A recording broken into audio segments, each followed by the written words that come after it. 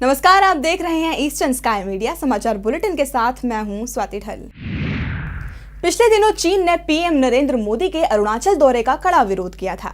इस पर केंद्रीय गृह राज्य मंत्री किरण रिजिजू ने चीन के विरोध को अनावश्यक बताया है। उन्होंने कहा है कि पीएम देश के किसी भी हिस्से का दौरा करे, इससे किसी राज्य या देश को कोई आपत्ति नहीं होनी चाहिए। किरण रिजिजू ने कहा है कि पीएम निश्चित रूप से दोबारा दौरा करेंगे।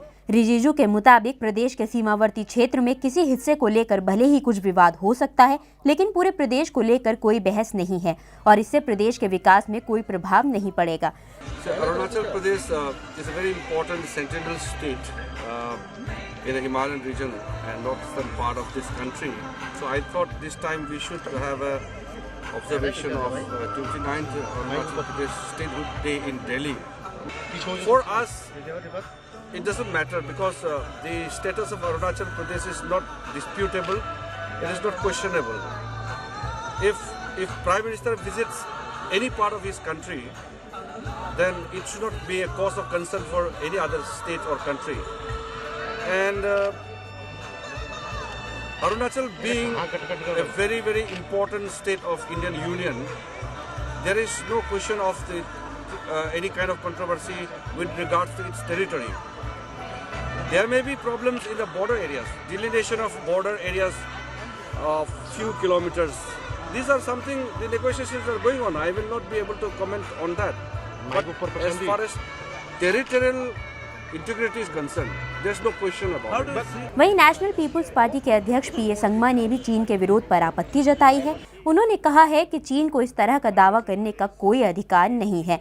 उन्होंने कहा कि अरुणाचल प्रदेश देश का महत्वपूर्ण हिस्सा है और पीएम के प्रदेश में नहीं जाने का कोई सवाल ही नहीं उठता। उन्होंने कहा कि प्रदेश के दूर दराज के लोग भी एक दूसरे को जय हिंद कहकर मिलते हैं। ऐसे में चीन कैसे कह सकता है कि अरुणाचल भारत का हिस्सा नहीं है। Arunachal Pradesh is in India, an integral part of India, and there's no question of Prime Minister not doing there. वहीं अरुणाचल ईस्ट के एमपी निनोंग इरिंग ने केंद्र सरकार से सवालिया लहजे में पूछा है कि वो चीन के इस रुख पर कोई सख्त कदम क्यों नहीं उठा रही। तो चीन की ओर से जो प्रवक्ता ने जो बोला है कि प्रधानमंत्री जी का जो अरुणाचल प्रदेश में आना उनका दुख प्रकट कर रहे और खेद है उसमें, तो हम तो सीधा बोल देते हैं ये गलत बात है और इसको और बहस नहीं करना है। क्या हमको भारत सरकार हमको अपने आप अरुणाचल को एक भारत का हिस्सा मानता है या हमको क्या एक विदेश मानते हैं? अगर प्रधानमंत्री अगर राजस्थान या पंजाब जाता है तो पाकिस्तान उनको पूछेंगे क्या? या अगर वो नागालैंड जाता है तो क्या म्यांमार उनको पूछेंगे? अगर उनको त्रिपुरा या आपका उधर मेघालय में जाएंगे बांग्लादेश वाले पूछेंगे क्या? नहीं पूछेंगे। तो इसलिए अरुणाचल प्रदेश में उनको पता नहीं क्या चिढ़ हो गया कि जब भी यहाँ से हमारा प्रधानमंत्री जाते हैं या राष्ट्रपति महामहिम राष्ट्रपति जाते हैं, उनको दाखिल अंदाज करना ये गलत बात है। मैं कि हमारा जो विदेश मंत्री है सुषमा स्वराज ने जवाब नहीं दिया, ये गलत बात है। उनको मैं कल भी मैं पूछूंगा, परसों भी पूछूंगा कि अरुणाचल प्रदेश को क्या आप अपना हिस्सा नहीं मानते हैं? उनको जवाब देना होगा और कठिन शब्दों के साथ जवाब देना होगा कि हम इस विषय पे और बहस नहीं करेंगे और बात भी नहीं करेंगे। अरुणाचल प्रदेश में आरएसएस की इकाई ने रविवार को नाहरलगन स्थित आर्ट एंड कल्चर ग्राउंड में एक जनसभा का आयोजन किया, जहां मुख्य अतिथि के तौर पर पहुंचे आरएसएस के वरिष्ठ नेता भैयाजी जोशी ने अरुणाचल प्रदेश को भारत का अभिन्न अंग बताया। जनसभा को संबोधित करते हुए भैयाजी जोशी ने कहा कि अरुणाचल के बिना भारत अधूरा है और भारत के बगैर अरुणाचल का कोई अस्तित्व नहीं है। अरुणाचल पर उनका ये बयान प्रधानमंत्री नरेंद्र मोदी के हालिया दौरे पर चीन की आपत्ति के विरोध के रूप में देखा जा रहा है। वहीं इस दौरान जोशी ने समाज में एकता और स्वदेशी परंपरा के संरक्षण पर बल दिया। उन्होंने कहा कि आरएसएस की विचारधारा भी सबको साथ लेकर चलने वाली है। कार्यक्रम में मुख्य अतिथि के रूप में शामिल हुए वरिष्ठ वकील प्रीतम ताफू ने प्रदेश के लोगों की सराहना करते हुए उन्हें उदार बताया। इस दौरान कार्यक्रम में महिलाओं और पुरुषों समेत कई लोग शामिल हुए थे। अरुणाचल के बिना भारत विकलांग है और भारत के बिना अरुणाचल का अस्तित्व नहीं है। इस प्रकार का अपना यह एक भाव है, हम सब एक है। जो हमारा जो जनरेशन है, जो हमारे सामने जो बैठे हैं जनरेशन, आई थिंक हम लोग एक ही जनरेशन, वो जनरेशन हम लोगों ने जो पूर्वजों को देखा, जो मूल जो बेसिक जो रिचुअल्स, जो पूजा, जो पाठ, जो हमारे जो पूर्वजों ने किया वो देखा। और हम वो एक पीढ़ी है जो हम मॉडर्न टेक्नोलॉजी को भी देख रहे हैं, जहाँ इंटरनेट देख रहे हैं। और हम लोग ये जो जनरेशन है वो सबसे बड़ा महत्वपूर्ण जो काम है, रोल है, उनको निभाना है, क्योंकि वी आर द ब्रिजेस। वो हम एक पुल है जो पुराना और जो नया पीढ़ी को जोड़ सकते हैं। अरुणाचल प्रदेश का 29वां स्थापना दिवस प्रदेश के साथ साथ दिल्ली में भी बड़ी धूमधाम से मनाया गया। रविवार को दिल्ली स्थित केंद्रीय गृह राज्य मंत्री रिजिजू के आवास पर कार्यक्रम का आयोजन किया गया। समारोह का आयोजन अरुणाचल प्रदेश स्टूडेंट यूनियन दिल्ली द्वारा किया गया था। समारोह में गृह राज्य मंत्री हरिभाई प्रतिभाई चौधरी और राज्य सूचना एवं प्रसारण मंत्री राज्यवर्धन राठौड़ सहित अरुणाचल प्रदेश के कई सांसद और अधिकारी मौजूद थे। केंद्रीय गृह राज्य मंत्री किरण रिजिजू खुद अरुणाचल प्रदेश से ताल्लुकात रखते हैं, इसलिए उनका मानना है कि राष्ट्रीय राजधानी दिल्ली में प्रदेश का स्थापना दिवस मनाना काफी महत्व रखता है। समारोह में राज्य की विभिन्न जनजातियों की वेशभूषा, सांस्कृतिक कार्यक्रम और नृत्य दर्शाए गए थे। वहीं अरुणाचली गायक जेलिकाई ने भी अपनी परफॉर्मेंस से लोगों को मंत्रमुग्ध कर दिया। इसके साथ ही हिबू गाम्पी ने अपने गीत के माध्यम से नस्लवादी हमलों में मारे गए लोगों को श्रद्धांजलि अर्पित की। I think they should call Arunachal Day the Happiness Day, seeing the faces of people here. Arunachal is, people of Arunachal have their hearts in the right place, and they have a place in the hearts of every Indian. They're very dear to us. It's wonderful to have them as part of our northeastern states, and they are a feather in our cap. राष्ट्रपति प्रणब मुखर्जी ने सोमवार को अपने अभिभाषण में ऐलान किया है कि अगस्त 2015 तक देश के हर स्कूल में शौचालयों की सुविधा होगी। ऐसे में देखना होगा कि ये अरुणाचल प्रदेश, मणिपुर और मेघालय जैसे राज्यों में इसका कितना असर होगा। 2014 में एक एनजीओ की ओर से कराए गए सर्वे में ये बात निकलकर सामने आई थी कि अरुणाचल प्रदेश, मणिपुर और मेघालय के 50% स्कूलों में लड़कियों के लिए अलग शौचालय की सुविधा नहीं है। प्रथम नामक एनजीओ ने पूर्वोत्तर राज्यों में शिक्षा के क्षेत्र में सर्वे कर ये रिपोर्ट पेश की थी। इस रिपोर्ट के मुताबिक ये बात साफ होती है कि न तो स्कूलों में छात्राओं के लिए अलग शौचालय है और न ही बच्चों के लिए साफ पीने के पानी की व्यवस्था। ऐसे में राष्ट्रपति के अभिभाषण में हर स्कूल में शौचालय की बात पूर्वोत्तर के राज्यों में कितनी सही साबित होगी, ये तो आने वाला वक्त ही बताएगा। त्रिपुरा से दिल दहला देने वाली वारदात सामने आई है, जहां एक पिता ने अपनी 3 साल की बेटी को डायन समझकर मार डाला।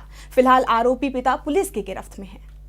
आज हमारे समाज ने भले ही बहुत तरक्की कर ली हो, लेकिन अंधविश्वास की जड़ें आज भी बरकरार हैं। इसका ताजा मामला दक्षिण त्रिपुरा के आदिवासी गांव लक्ष्मीचारा से सामने आया है, जहां रविवार को महज शक के आधार पर ही एक पिता ने अपनी मासूम बेटी को डायन समझकर मौत के घाट उतार डाला। आरोपी का नाम नागेंद्र है।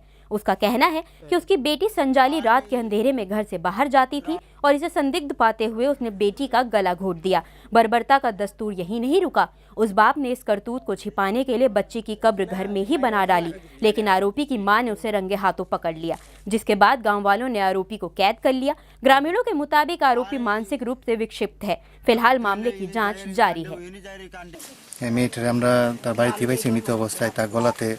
যে হাতের চিহ্ন বা কালচে দাগ, দাগটা দেখতে পাইছি, নাকে মুখে দিয়ে কিছু ব্লাড স্টেনও পাইছি এবং তার যে বাবা নগেন্দ্র ত্রিপুরা তারে আমরা এখন অ্যারেস্ট করছি। পরবর্তী তদন্ততে প্রকাশ হবে এটা কি ঘটনাটা কি আসলে। ডাইন তারা এই ছোট্ট মাইয়া নেই ডাইন। হ্যাঁ, তো ডাইন হলে তোমার কি সমস্যা হয়েছে? কি সমস্যা? রাত্রে এলে হেতের ওই ঘরে যাই হেমা হেমা হেমা করে, ওই ঘরে যাই ওই হেমা হেমা হেমা করে, ये কি ये देखता ना। त्रिपुरा के धलाई जिले से एक सनसनीखेज वारदात सामने आई है, जहां एक पुलिस कांस्टेबल और उसके 2 साथियों पर एक नाबालिग विकलांग लड़की के साथ गैंग रेप करने का आरोप लगा है। फिलहाल तीनों पुलिस की गिरफ्त में हैं।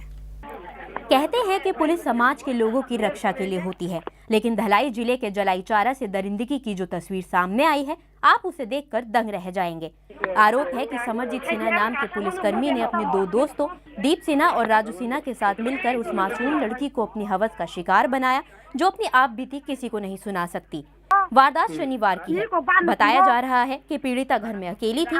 उसी दौरान समरजीत अपने 2 साथियों के साथ घर में दाखिल हुआ।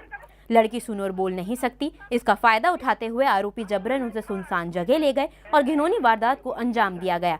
पीड़िता की बहन के मुताबिक उसने तीनों आरोपियों को रंगे हाथ पकड़ा, जिसके बाद गांव वालों ने आरोपियों को बंधक बनाते हुए उनकी जमकर पिटाई की। बाद में मौके पर पहुंची पुलिस ने तीनों आरोपियों को गांव वालों की कैद से छुड़ाकर गिरफ्तार कर लिया। वहीं पीड़िता के पिता की मांग है कि आरोपियों को सख्त से सख्त सजा दी जाए। पुलिसकर्मी को सजा मिलेगी या नहीं, ये तो आने वाला वक्त ही बताएगा। लेकिन इस वारदात ने एक सवाल जरूर खड़ा कर दिया है कि जहां रक्षक ही भक्षक बन जाए तो समाज में महिलाओं की रक्षा कौन करेगा। अरुणाचल प्रदेश के नाहरलगन स्थित एडमिनिस्ट्रेटिव ट्रेनिंग इंस्टीट्यूट में प्रवासी लोगों के लिए एड्स नियंत्रण पर 5 दिन का ट्रेनिंग प्रोग्राम चलाया जा रहा है। ट्रेनिंग प्रोग्राम का आयोजन असम, मेघालय और अरुणाचल प्रदेश ने आपसी सहयोग से किया है। नाहरलगन में चल रही ट्रेनिंग में global organisation for life development से संदीप चक्रवर्ती और ईगो न्योरी सहित कई गैर सरकारी संगठनों ने हिस्सा लिया है। ट्रेनिंग का मुख्य मकसद लोगों को एड्स और उसके नियंत्रण के बारे में जागरूक करना है। ये ट्रेनिंग विशेष रूप से उन लोगों के लिए रखी गई है जो रोजाना एक राज्य से दूसरे राज्यों में यात्रा करते हैं, जिनमें ट्रक ड्राइवर भी शामिल हैं। ट्रेनिंग देने आए ऑफिसर संदीप चक्रवर्ती ने बताया कि 2012 में बेहद ही बड़े पैमाने पर एक खास मकसद के साथ इस ट्रेनिंग की शुरुआत की गई थी, जिसका ये चौथा चरण चल रहा है। उन्होंने बताया कि ट्रेनिंग के जरिए ज़्यादा से ज़्यादा लोगों को एड्स के बारे में जागरूक किया जा रहा है। तो हम लोग का मेन ऑब्जेक्टिव ये है कि उनको ट्रेन अप करना है, बिल्ड अप, उनका स्किल मोटिवेट करके उनका स्किल को बिल्ड अप करना है। जो फील्ड लेवल वो काम करते हैं उसमें उसका जो रिज़ल्ट है वो सही ढंग है। काम करने का टूल्स जो होता है वो हम उनको अच्छी तरह से सिखाते हैं कि ये काम इतना ये NSCP 4 अभी आया हुआ है, NSCP 3 में ये कैसे था, NSCP 4 में ये कैसे था। तो हम लोग जो चेंजेस है, जो डेवलपमेंट लाना है, उसी को हम लोग ट्राई करते हैं लेके आने के लिए।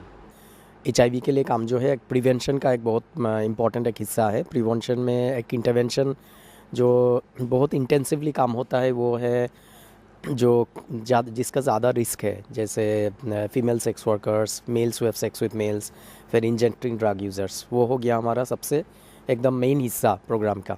नेक्स्ट आता है जो ब्रीच पॉपुलेशन है, जैसे माइग्रेंट ट्रैकर जो घर से बहुत दिन बाहर में रहता है। तो अरुणाचल में हम लोग जो ज़्यादातर जो देखते हैं जो बहुत काम से बाहर जाते हैं, इधर में आते हैं, और लोग इधर में जो आते हैं तो उसमें ज़्यादा वल्नरेबिलिटी है, क्योंकि वो इन्फेक्शन लेके फैल रहा है उसके थ्रू। सो उसके ऊपर भी बहुत जोर दिया जाता है, वो इंटेंसिवली उसके ऊपर NGO काम करता है। जो खबरों के इस अंक में फिलहाल इतना ही। नमस्कार।